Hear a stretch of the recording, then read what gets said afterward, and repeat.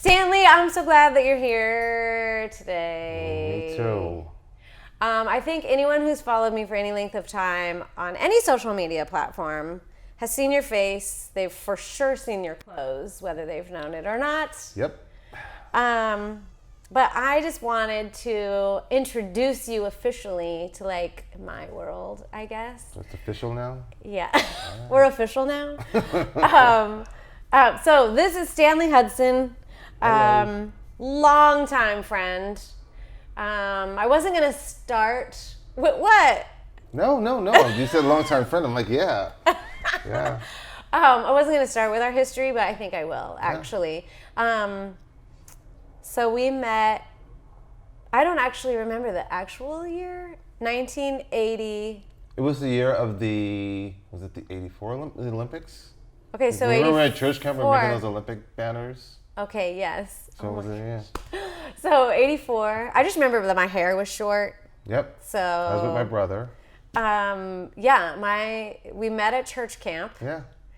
In California, and just kind of hit it off and became instant friends and Yeah. wound up at Point Loma Nazarene University together. Yeah. Eventually, and we have a long standing history. Yeah. And I'm very grateful that we're still friends. Actually, I would venture to say we're actually better friends Yeah. now. Yeah, I think so. So when we met in the early 80s, you're just a couple years older than me. Yeah.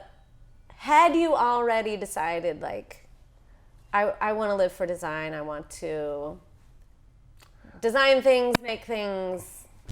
I kind of knew that I wanted to be involved in the arts. I didn't know if it was going to be an artist or involved in costumes or involved in some sort of fashion. I know I loved fashion because it's just like it was just a part of who I am. It's just, that time growing up, it was like there were so many influences around from Prince, like what? From Prince to Michael Jackson to Of like course. Madonna. It was just like, that was the beginning of videos. So it was a visual. True. It was just a visual thing of like fashion being thrown into our faces when you're at a young age. You're so impressionable. You're just like, we're soaking it all in. I've said recently to Izzy, my daughter, who's 20, how lucky I feel that we were growing up in the 80s. I mean, really coming up in that time period of music and fashion and video. Mm-hmm. And I just think it was an exceptional era to be inspired by. Well, yeah, and also it was when fashion wasn't ruled by, the big companies and the masses, and like it was cool. It was when fashion was cool. There wasn't a ton of stylists telling you what to wear. There wasn't like commentaries and social media. You can actually like go into the store, buy yourself something, And it almost feels like designers, there wasn't the pressure Yeah. on them, like musicians today Yeah. too. I think it was. Yeah. You there didn't was have to be more- perfect. Yes, there was more freedom Yeah. in the creative process. it was cool.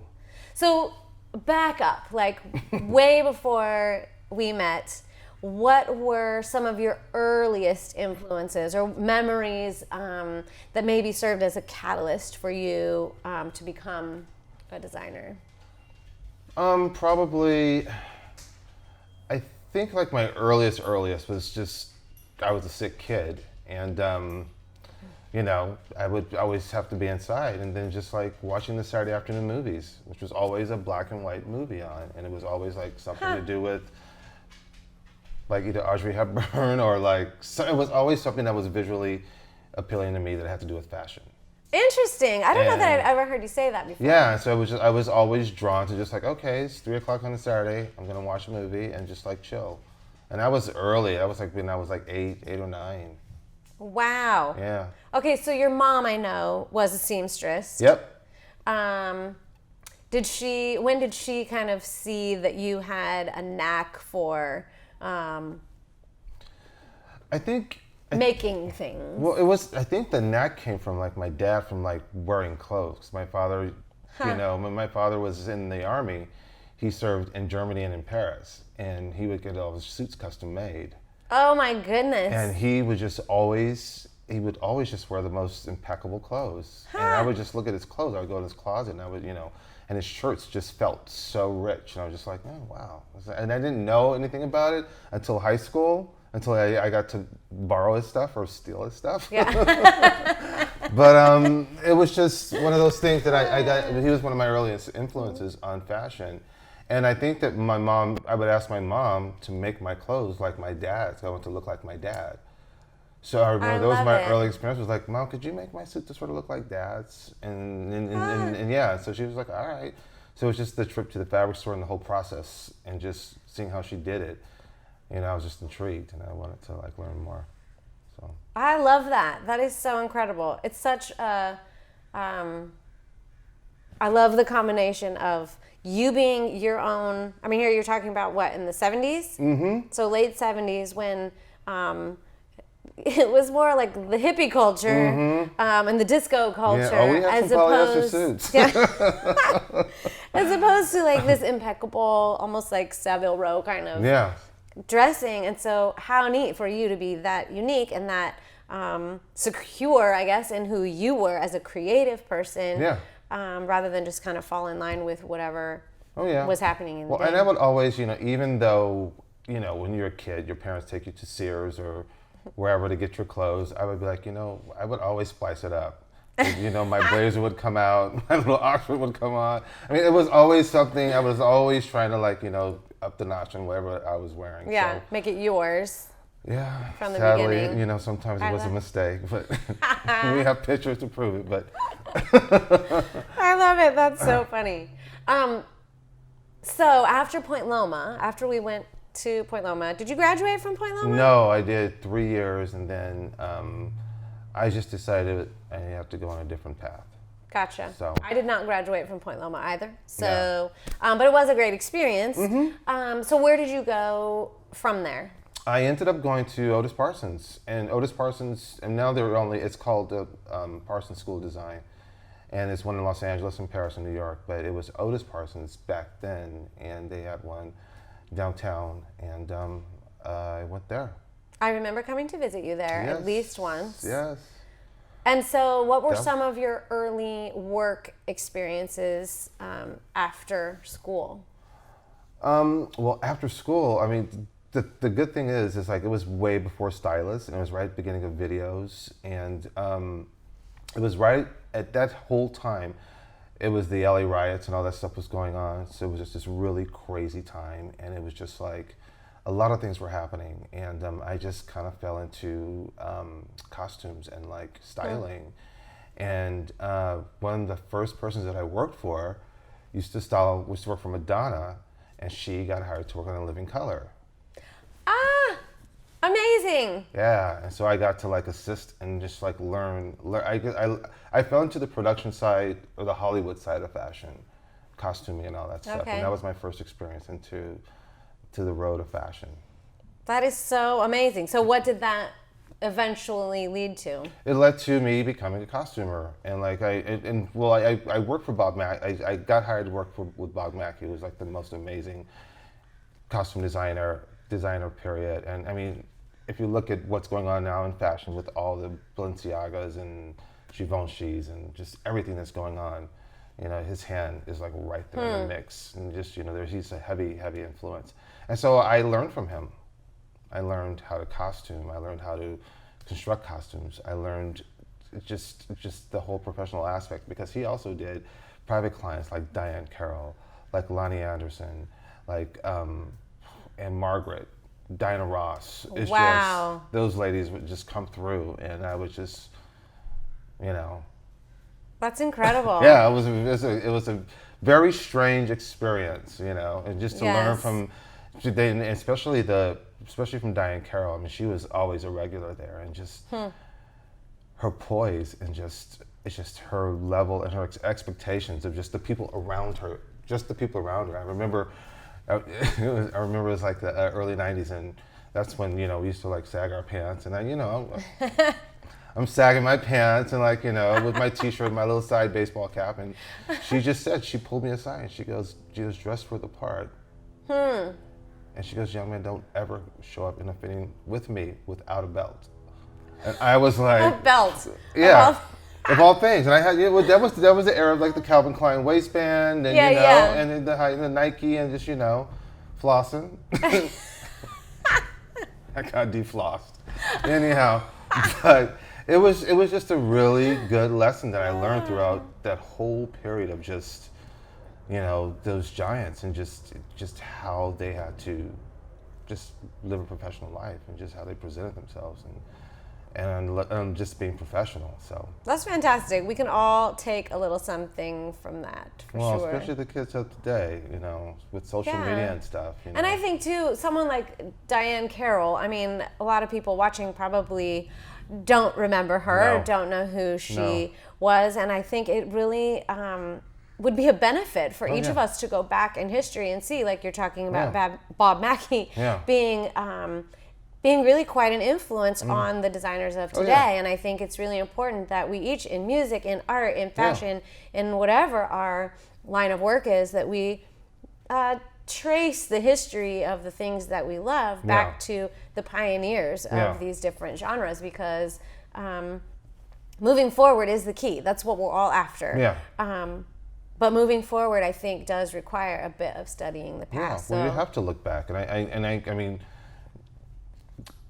case in point, when I was on Project Runway, I got accused of referring to vintage clothing a little too much. and Tim Gunn even once he even said that you refer to vintage way too much, and I'm like, no. It's just I give a nod to vintage, but I also believe that you have to look back, because sometimes you can learn so much. Yes, you have to look back to move forward. I love it. Yeah. Okay, so Project Runway, you bring that up. That was my next question. Okay. How on earth did that come about? Well, oddly enough, your husband, Brian. I remember we were having a conversation, and he goes, "Brian watched the show, and he said you should be on." And I'm like, "What show?" And then we talked about it, and I looked at it, and I was like, I never really thought about it. Yeah. And then I thought to myself, I'll give it a try. And I tried out once, and it was so daunting. And I put all this work into it, and that was in the days where you actually have to go stand outside at like 3 a.m. and wait. And I'm at the Standard downtown, waiting in a chair with like all these clothes on a rolling rack, and you get in there, and Tim Gunn goes, "No." Oh. And so I did it again, and he said no. They said no, and then the third time I did it, I was accepted, but that's when Bravo and the Weinstein Company had a little tiff, and then they kind of scrapped the whole season, and I was just like, okay, whatever. And then, oddly enough, the fourth time I did, I got on. Wow. Yeah. I think that's something that I've heard many artists in multiple genres say, that we all look at people who are successful and we think, oh, they're so lucky, or they caught a great break. But really, more often than not, it's falling down and getting back up, and getting denied or having negative feedback and getting back up and trying again, and eventually comes through for you. Yeah, I think failure is one of the best lessons that we could ever learn. Being told no, or just realizing, like, did I fail? Did I fall? It's like, those are the best lessons, because you go back to the drawing board. You become stronger. I think you go into yourself more, and you learn things about yourself that you didn't know that was in you, and you find that you're more resilient and you're stronger, and it's like, okay. And it gives you the strength, I think, to overcome things within yourself. And I think that what makes us a success. I love it. So your experience on Project Runway obviously instilled a lot of that, drove that lesson home a little bit. What was it like being on a reality show? I think the public watches all of these different variations of reality shows, and nobody knows what to believe. Give us some little inside information. Well, with Project Runway, it wasn't a scripted show. It was an actual, like, reality show. They were capturing what was happening. They woke us up at 4 a.m, an actual day. We wake up at 4, we get mic'd, and they throw us into a room, and we get direction, and then we go on the field trip to the location. We get the challenge. We go to the fabric store, we go back to the room, we get instruction, and then we go. Literally in one day. So what we're seeing is what was really happening. What you see is what's really happening. The models come at 7 o'clock, and if you prepare, you prepare. If you're not, you're not. Wow. And if it's 11 o'clock, you go to bed. They close down the studio. They shut down the studio.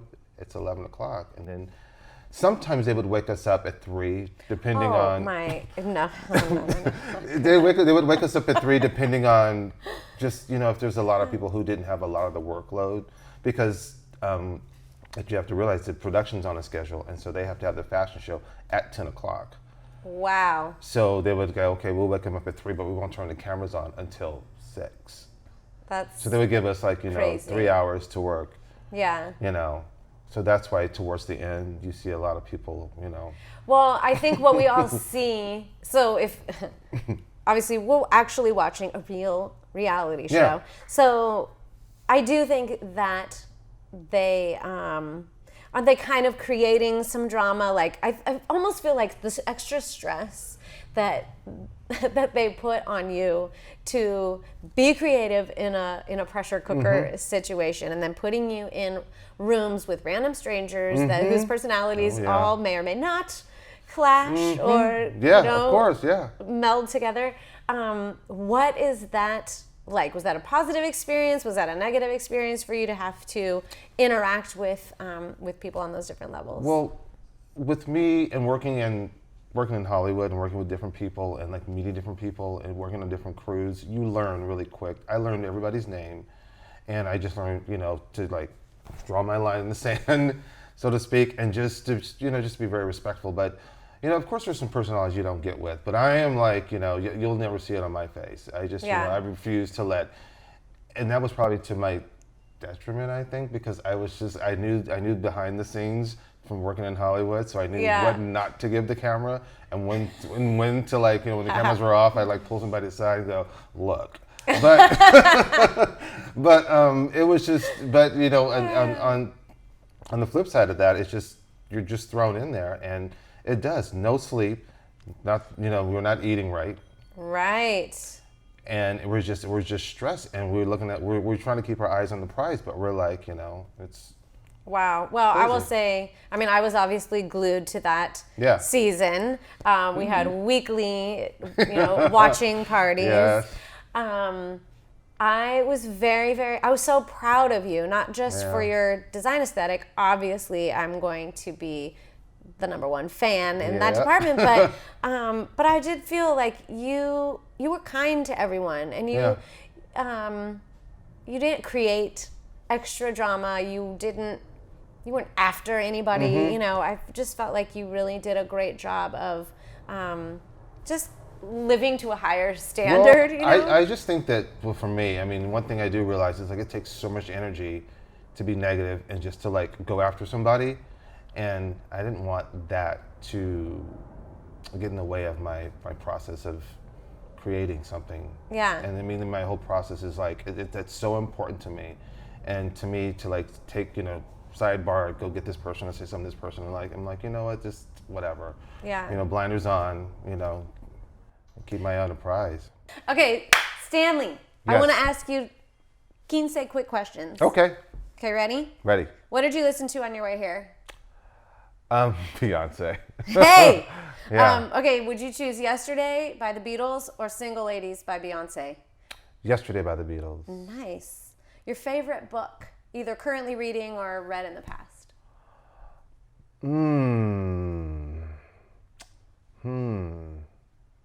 Wow. Well. These are quick questions. Oh, I'm sorry, because I'm sorry. Okay. Oh, it's so weird because we have to come back to that one. Okay. Who's your favorite rapper? I like Kendrick Lamar. Yes. Okay. Glass half empty or half full? Full. Filet or ribeye? Because I know you eat meat. Actually, I don't. I don't know what to say. I haven't eaten meat in over, I'd say 16 years. That's not true. Is that true? Yeah, I only eat fish. And you think you know someone. Mm-hmm. Okay, salmon or mahi? Salmon. Okay. Beer or wine? Neither. Vodka. Cappuccino or Americano? Cappuccino. Proverbs or Psalms? Oh, that's hard. I know. They're like apples and oranges. I know, because I would say like, oh well, I'd say Proverbs. C.S. Lewis or Daniel Day-Lewis? C.S. Lewis. Would you rather be 6'10", which is only a couple inches More taller than than what you are, yeah. Or 4'10"? 6'10". What is your current TV show obsession? Penny Dreadful. This is a funny question. Favorite fashion designer? I guess it's not a funny question. Favorite fashion designer? Like, how does a fashion designer pick their favorite fashion designer? Actually, my favorite fashion designer, her name is, I don't know if there's a couple of them now. I would still say Alexander McQueen is my favorite. I love it. Would you rather have dinner with Prince or Madonna? Madonna. Would you rather have dinner with the Pope or Obama? Obama. The end. Okay, wait, before we finish, I actually have a huge favor to ask. What? Since we're at my house right now and my closet is right on the other side of this wall. Oh, no. Would you go with me into my closet room? I just feel like I've had the same clothes forever. I actually left about half my clothes in Montana. And I'm feeling really uncreative in the like putting outfits together department. Okay. And so I was hoping that you would look at my clothes with me and just like give me a fresh perspective. With a new set of eyes, just look and go, why aren't you wearing this? Or why would you wear this? Okay. Okay. All right, let's go. Thank you. By the way, one of my favorite books is 7 Spiritual Laws of Success. Oh, wow. That's too late. Yeah. Okay, here we are in my closet. I understand it looks a little bit like a Stanley Hudson showroom at the moment because, well, I kind of have a lot of Stanley Hudson pieces. Yes. Actually, I found out today, I did not remember this, I probably knew this before, but the first garment that Stanley ever made, like for me, was my prom dress. Mm-hmm, yeah. And that was in 1987. Yeah. And I have it. It's in Montana. Unfortunately, it's not here. I have photographs. Remember, it was too tight on the leg and you could barely walk? I could barely sit either. Like getting in and out of the car was interesting. But it was so amazing. Yeah. I love it so much. You did amazing pieces for me that I ended up wearing on the season of Roundhouse for Nickelodeon that I was on. I wore... Actually, you had made a lot of things for me to sing in, and then I took them onto the show and wore probably one piece at least every episode. Here we are, 20-some years later, and I still have, like, this is the dress that I wore on the cover of my new record. Yeah. I've worn it at least 3 or 4 times because... why would I not want to wear it like as much as possible? This little blue sequin number Stanley made for my daughter, actually, and somehow it's in my closet. And this incredible velvet navy blue suit. This white dress is on the album artwork too. This he just like whipped up for a Christmas show that I had a year or so ago. And also this dress, which has become like, almost like a signature sort of a thing for me. You said you made this like the morning of our shoot? The morning of, yeah, you were just like, I don't know what I'm going to wear, and you just want it to be organic. And she goes, you said, I'm bringing things from my closet, and I don't really care what it looks like. I just want a different feel, and I want it to be organic. And she goes, do you have anything? And I'm thinking, I have fabric. So amazing. One has fabric and one has a machine.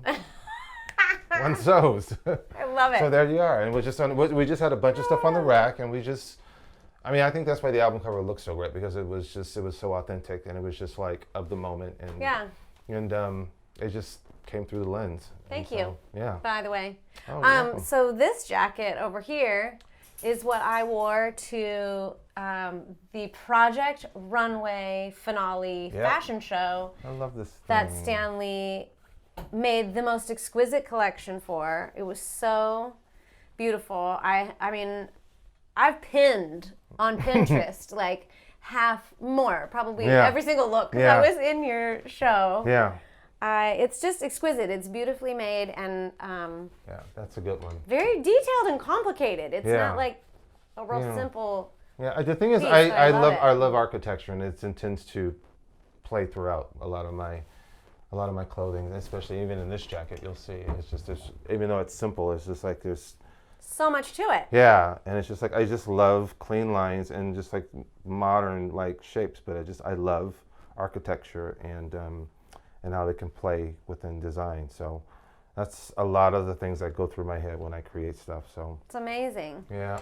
Well, okay, I think I would probably say that every piece is my favorite. I know that's weird, but this green dress behind you is, oh my goodness. If there's a dress that one would want to sleep in and just like wear anywhere and everywhere, this would be it. It is very, very heavy. It's fantasy. It is. I wore this on the beach and walked around barefoot with just dragging like pieces of driftwood and seaweed and such behind me. It was pretty remarkable, but it's pretty incredible. Okay, so these are like fantastical, iconic kind of photo shoot worthy pieces. Yeah. Not everyone gets to wear them on a regular basis, including me. What I do get to wear every day, though, is basically these ripped jeans and a t-shirt, because that's life. Right. So I'm going to open my closet, and Stanley's never seen inside my closet. No, so I haven't. This is all new. So I'm just like we have things falling over. That's fine. I'm just at a loss. So this is an interesting piece to have had fall on the floor. Mm-hmm. This is an old Prada skirt that I've had it's got a nice stain on it. That I've had for a really long time. Yeah. I mean, like 15 years at least. And I have a number of pieces. Like this is vintage Versace that I bought in the late 90s, early 2000s maybe. And I really, like individually, I look at my stuff and I go, oh, I love this piece. Mm-hmm. But then in the morning when I come in to get dressed, I'm like, I'm not technically going somewhere that's special, and I'm at a loss creatively putting things together. And especially, I've just moved this past year from Montana to California. Montana, guys, it's cold. It's like you need coats and jackets and sweaters. In California, it's not. You need shorts and flip-flops. So how do I merge the two and find a happy place, Well, I mean, that's not like beachwear. I don't want to wear like flip-flops and a bathing Well, the suit. thing is, to me, I mean, I tend to look at what I have in my closet, and I tend to maybe every 6 months or maybe twice a year, I usually take what I have and like upgrade a little bit. Either I go to H&M or I go to Target, and they're your best friends. See, I love that. You can always dress up anything you have in your closet. Don't throw anything away, especially if you paid a lot of money for it, because it's kind of an investment piece. Like this Versace, and you have your Holy Janes. You can wear your denim jacket, and you can get like a great yellow cardigan. You can pull out any color in this blouse, and or blazer, and it becomes, or you can get like a pencil skirt. It can become anything that you want, but I wouldn't get rid of this because you can always switch it up. You can put some flats with it. You can put a pair of Adidas with it. It's like I love it. It can go anywhere. It can go anywhere, and I wouldn't get rid of it. So there's just so many things like these shorts. Another thing, Again, you can put and these are inexpensive. I mean, these were from Zara, so. Yeah, and you can put a denim jacket with it, with just like a crew neck sweater, crew neck t-shirt, You can wear sneakers, you can wear heels, you can wear anything with it. I mean, it's just how you look at things. But always think about your color palette and just think about how it works for you. But always stick with color because it makes you look young, it makes you look youthful, and it's sort of a high-low thing that, you know, it's just don't throw things away. I love it. You know, trendy things you can always, you know, get rid of. Like if you do go to H&M, you buy the trendy stuff of the season. If it's under $20, under $40, you can always get rid of it. But if you have great pieces, stick with it and just switch them up. You can always switch it up. Brilliant. Yep. Thank you so much. You're welcome. I feel so inspired and like, there you go. I want to get dressed. We have to go to Target and H&M. Okay. You guys, this is from, I wore this that my is sophomore the coolest year in high thing school. ever. This is a spree. I've had it. Did you get it from this free store in Yes. Yes. Santa Monica, Yes. off La Cienega, right? Yes. Yeah, I've had this since. Oh. Actually, our cameraman Mike, I've also known since high school, and he's probably seen this sweater too. Do you remember this sweater? Oh yeah. You don't forget something. Again with Holy. Yeah. This is great. This is so cool. Okay. Since there's no Esprit anymore, I wouldn't get rid of this. Oh, I have no intention of getting. I mean, it's one of the few things that still fits me. So. That and Benetton. Okay, then we have. This is like one of my most favorite things I've ever purchased in my whole life. Oh This yeah. is the only piece of Chanel that I own. I bought it on eBay. eBay is your friend. And it's my favorite color. So Yeah. but often, okay, here's another question I have. So I tend to, and I mean no offense to anyone by this statement I'm about to say, but I do tend to love more of, let's say, a mature woman's fashion, like Madame. And sometimes, sometimes I struggle with it looking a little too old for me. Mm-hmm. And so, like, what would you do with this jacket? First thing I would do is change the buttons. Really? Yeah. You don't want to keep your, like, these Well, original? the thing is, these are original Chanel buttons, but if you have a really good tailor who does Chanel tailoring, they may have Chanel buttons that you can purchase, which I've done before. Just because Or I have a bunch. buttons Yeah, would kind I of have a update whole it. bunch of Chanel buttons that you can have. You can. Oh. You heard it here. Yeah. But I'm just, if it was a pearl with like a, you know what I mean? Just wasn't so. Yeah. Then it'll just give it a little life and just, you know, I mean, it'll just you'd be surprised just how we just give it a facelift and just give it a little bit of modernity to it and just give it a whole new life. So. Good tip. You can, anything. If you change the buttons, whether it's a shirt or a blazer, it will always wake it up and just give it a whole new, fresh look. So, yeah. I mean, you can't regularly buy Chanel buttons, but, you know. Yeah. I happen to have them. Of course you do. So I have one last question for you. And I think I already know the answer. And I think the answer is one of the reasons that I love you so very much. I actually asked you this question a while back. I don't know if you remember that I asked you this before. The question is, where do you find inspiration?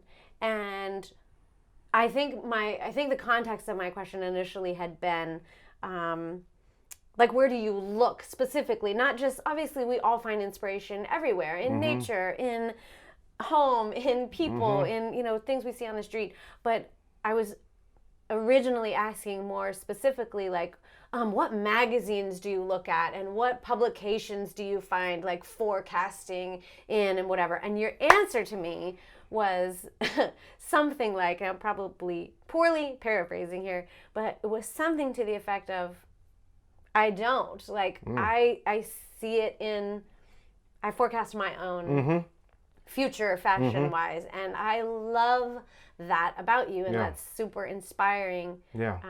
No, I can't. It has to come to me. It's like I could draw a sketch on something, but I'm not the type of designer that will be like, okay, this has to have this and this and this and this and this. It'll be a blank canvas, and it can sit there from 6 months to a year or for 2 years, and then it'll come together. It'll just have a life of its own. I mean, of course, the things that I do research. I mean, I'm always at the museum. I'm always, you know, reading architecture books and like looking at buildings and just in colors and nature. But it's just like those are the things that inspire me. But it's just like nothing. I don't try to like pigeonhole myself into thinking that this has to happen right away, because it takes away the organic process for me. And it's like, you know, that's why I think clothes go in and out of style, because people are so ready to just like throw things at you or force it on you. And I like a timeless look. So I love it. That's inspiring for every single one of us in any genre, from music to art to architecture to fashion to all of it. So yeah, I love it. Thank you so much for being here. I love you. I love you. Oh, that was good. Yay!